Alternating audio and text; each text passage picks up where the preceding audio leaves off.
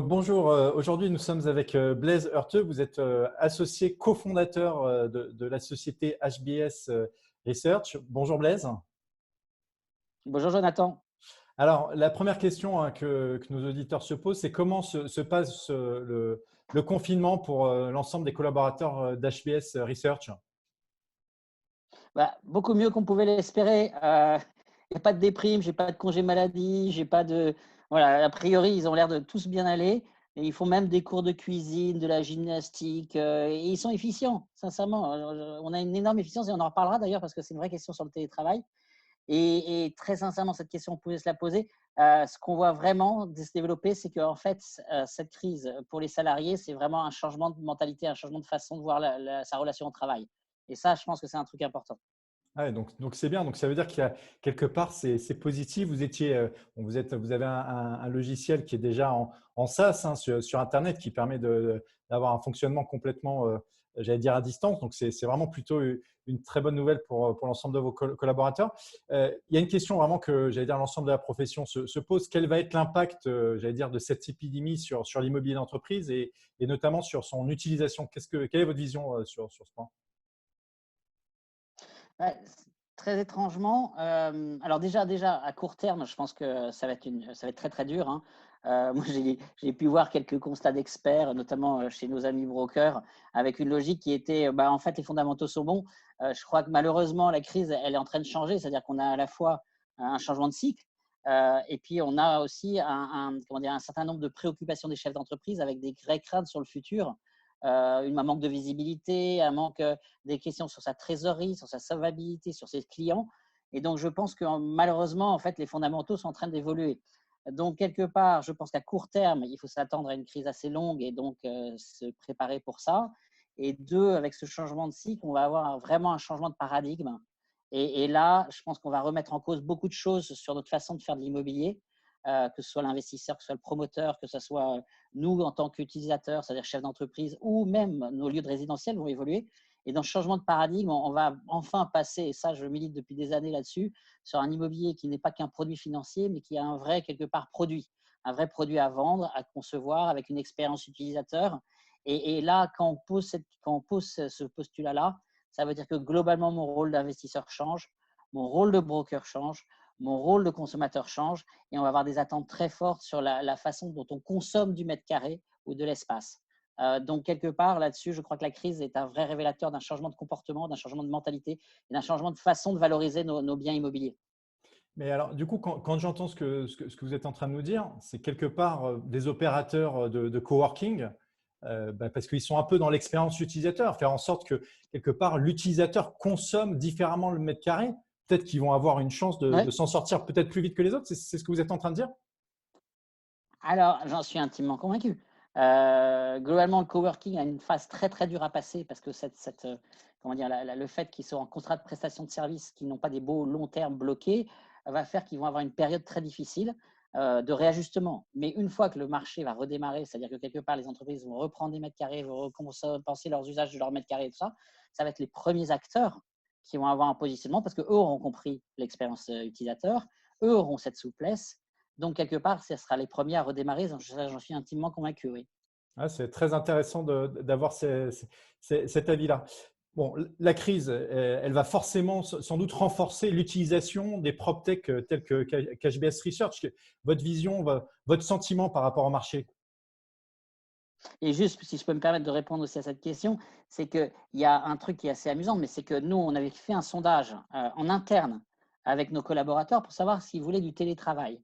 Ils nous avaient dit oui, une fois toutes les 2 semaines, une fois par semaine. Bon, et aujourd'hui, quand on leur redemande, ils sont tous à dire toutes les semaines, 2 à 3 jours. Et ça veut dire que notre consommation de nos mètres carrés, notre bail là qu'on a aujourd'hui, on est en train de le transformer, on est en train de penser à des aménagements de locaux dans lesquels on aurait des salles de réunion, des salles de co-création, des salles de réception de clients, mais on n'a que 8 postes de travail prévus fixes par rapport à 32 collaborateurs. Donc, ça veut dire que globalement, notre usage de notre mètre carré, nous, à titre d'exemple, va évoluer. Et on se dit demain, mais si on n'utilise que 2 ou 3 jours par semaine, pourquoi on n'irait pas à ce moment-là sur du coworking? Exemple. Ah oui, carrément. Presque prêt à partir dans du coworking HBS Research. Voilà. Et alors après, ça pose d'autres problèmes. Comment j'anime le lien social, le lien d'appartenance, comment j'anime mon sentiment d'appartenance à une entreprise. Mais ça passera par les messageries qu'on alimente, les réunions tous les jours qu'on a avec nos collaborateurs, le fait qu'on va animer, on va faire des events tous les trimestres, le fait qu'on va se retrouver quand même une fois par mois tous ensemble pour pouvoir derrière faire nos réunions de partage de connaissances et d'informations. Mais voilà, on est parti dans un modèle qui est radicalement différent où le présentiel n'est plus aussi important. Ce qui est important, c'est le fait d'animer une communauté avec la plus grande efficience et en se posant à chaque fois la question, est-ce que cette réunion, je dois la faire en interne, physiquement, ou est-ce que je dois la faire de chez moi, en webconférence? Donc on est vraiment dans une logique presque managériale, hein, sociétale. J'allais dire, l'immobilier dépasse le mètre carré. On est vraiment dans quelque chose d'encore un peu au-delà des quelques mètres carrés, des dizaines de mètres carrés de bureaux par collaborateur que l'on pourrait avoir. Alors, pour revenir sur cette question là, des PropTech. Donc les PropTech, pour celles et ceux qui ne le savent pas, c'est les sociétés au final qui sont vraiment dans l'innovation de l'immobilier et d'utiliser le digital, la donnée, et j'allais dire tout ce qui est vraiment, tout ce qui est algorithme au service de l'immobilier. Donc HVS Research fait partie des acteurs importants de la PropTech. Est-ce que vous pensez que la crise va renforcer l'utilisation des PropTech dans notre milieu? Alors, on a une partie de la réponse déjà au bout de 8 semaines de confinement. Les grands gagnants, on parle des GAFA, on parle des sociétés de télécom. Les grands gagnants de ce confinement sont toutes ces sociétés qui ont apporté une infrastructure digitale qui permet à chacun déjà de travailler de chez lui. Il faut savoir que ce phénomène, on peut se poser la question si à la fin du confinement, il va disparaître et s'il était temporaire. Moi, j'ai l'intime conviction que c'est structurel, notamment par des réflexions que j'ai eues juste avant en disant il y a sûrement une plus grande efficience sur certains types de travail à le faire de chez soi avec derrière une installation informatique digne de ce nom. Après, ce dont on s'est aperçu aussi pendant cette confinement, c'est qu'il y a beaucoup d'investisseurs ou de brokers qui se sont posés la question de leurs outils métiers. Typiquement, est-ce que j'arrive à centraliser mon info sur mon métier, mes activités et les partager avec mes collaborateurs? Il y en a qui ne sont pas équipés et ça a été difficile. Et il y en a qui sont équipés et c'est plus facile. Ça rend quelque part la transmission d'informations plus fluide. Ça, c'est aussi bien des outils qui stockent l'information, comme des CRM qui stockent la relation client, que des outils qui gèrent des process, comme la contractualisation d'un bail, la signature d'une vente. Et on s'est aperçu que des solutions de signature électronique sont en train de prendre. Ils n'ont jamais eu autant de demandes. Parce que derrière, on se dit, oui, si on n'est pas en présentiel, comment on peut substituer le présentiel grâce au digital? Donc là, on voit que le digital est aussi en appui pour faire le métier. Non pas juste pour organiser l'entreprise, mais aussi pour faire le métier. Et puis après, nous, alors c'est vrai qu'on est une vieille PropTech, parce que ça fait 15 ans qu'on fait de la tech. On est plus sur du sourcing d'opérations, de suivi des valeurs. On est plus sur ce type de data qui sont plutôt des data marché quelque part, des data business. Et là, on pressent, mais là on est un peu en amont parce que ce n'est pas la priorité des entreprises. On pressent la volonté de réinvestir. On a déjà des demandes d'études sur l'identification de sociétés en difficulté qui pourraient vendre leurs actifs. Voilà, on commence à pressentir le fait que les gens veulent continuer à travailler et veulent continuer à sourcer des opérations. Et je pense que ça va s'accélérer, c'est-à-dire d'être en amont sur des opérations à venir et par ailleurs d'avoir un maximum d'informations pour connaître les valeurs. Ça aussi, c'est une tendance qu'on sent. Et la troisième tendance, c'est comment je sécurise mes patrimoines en connaissant mes locataires. Mes locataires sont des entreprises, elles ont des difficultés, elles risquent de déposer le bilan, elles risquent d'avoir des difficultés pour payer. Mais comment je peux anticiper ça pour mieux le gérer? Voilà, donc c'est les trois domaines dans lesquels on voit sur la data marché des intérêts se manifester. Et donc, quelque part, je pense que par rapport à votre question, on part d'un marché qui était assez artisanal, assez relationnel, l'immobilier, où on vous disait c'était l'humain, que l'humain, que l'humain. On est en train de passer à un métier peut-être un peu plus moderne, dans lequel on va mixer l'humain là où il est bon et le digital là où il est meilleur que l'humain. Et en faisant ça, on va arriver à rendre ce métier un peu plus, on va dire, industriel, un peu plus professionnel, un peu plus efficient. Voilà, on est plus sur l'immeuble, le commercialisateur de quartier qui vous emmène, fait toutes les visites et ce genre de choses. Demain, on sera peut-être sur une grosse partie du chaînon qui sera fait en digital. Et puis après, la signature, enfin la négociation qui seront là des éléments humains, évidemment. Mais on aura un mixte des deux qui fera que quelque part, le métier va se professionnaliser. On peut même imaginer peut-être qu'avec de l'IA, les baux soient, en tout cas, qu'il y ait les remarques de baux qui soient faites directement par des robots.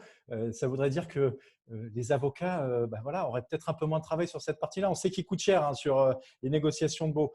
Blaise Horteux, juste pour le dernier point, on a encore quelques instants. Est-ce que vous avez quand même une bonne nouvelle à partager je vais dire, voilà, à l'ensemble de cette profession, même si vous avez déjà précisé qu'il y a une tendance très positive au niveau de la PropTech. C'est quoi la bonne nouvelle que vous voulez nous partager? Alors, c'est un peu bizarre de parler de bonnes nouvelles dans une crise comme ça qui est assez violente, mais moi, je suis de nature optimiste, donc je vous parlerai toujours de bonnes nouvelles. Alors après, si je suis décalé, ne vous inquiétez pas, hein, c'est mon optimisme naturel. Moi, la bonne nouvelle, c'est que j'ai eu une première bonne nouvelle qui était de dire, bah, c'est la première fois, je crois, qu'on fait passer la santé avant l'économie. Ça, c'est quand même un élément qui est rare et qui est à souligner. Après, il ne faut pas que ça dure trop longtemps parce que c'est la deuxième crise économique, elle sera aussi violente socialement, hein, donc il y a un moment où il faut trouver le bon équilibre et je crois que le gouvernement s'y a faire. La deuxième chose, et là, c'est vraiment pour moi un élément important, c'est que on a eu tellement de discours avant la crise qui nous disaient que c'était impossible de changer le monde, le réchauffement de la planète, la pollution, les déséquilibres entre les grandes villes qui deviennent des mégalopoles et des petites villes de province, le diktat de l'économie, la mondialisation qui étaient forcément des phénomènes inéluctables. Eh ben, on était comment dire, drivé par une incapacité à faire bouger le monde parce que l'économie dictait tout. Et ben aujourd'hui, ce que je crois comprendre à travers cette crise, c'est que l'humain, il est capable de dire stop pour des raisons qui sont plus hautes que l'économie, qui sont la santé. Demain, ça sera peut-être les valeurs morales, ça sera peut-être l'éthique. Moi, je crois beaucoup à l'écosystème aussi, la fait de travailler avec ses partenaires, que ce soit ses fournisseurs, ses clients, et peut-être aussi qu'on s'en sort un peu mieux que les autres sur cette partie-là, parce qu'on a toujours été très proche du client avec cette culture du résultat. Voilà, bah, c'est ce côté altruiste, ce côté généreux. Bah, j'espère que ces valeurs morales vont pouvoir peut-être être aussi importantes que les valeurs économiques. Donc voilà, mon gros, on a fait la démonstration qu'on pouvait dire stop, on a fait la démonstration qu'on pouvait changer le monde, tous ensemble. Ça aussi, c'est simultané dans le monde, c'est quand même rarissime. Et ben, je me dis qu'avec un petit de lueur d'éthique et de morale, que peut-être qu'on arrivera aussi à faire bouger nos marchés et nos valeurs pour en faire un marché moins égoïste. Bon, bah, en tout cas, c'est le mot de la fin. Un marché moins égoïste avec une PropTech qui est dans une dynamique forte. On vous remercie beaucoup, Blaise Horteux. Donc, vous êtes l'associé cofondateur de HBS Research. Votre outil, c'est la place de l'immobilier. On vous remercie beaucoup. On vous dit à bientôt pour faire un nouveau point marché et peut-être nous présenter vos solutions. Merci beaucoup. Merci Jonathan, meilleur CPI, merci beaucoup. Et puis, bah, écoutez, j'étais ravi de participer.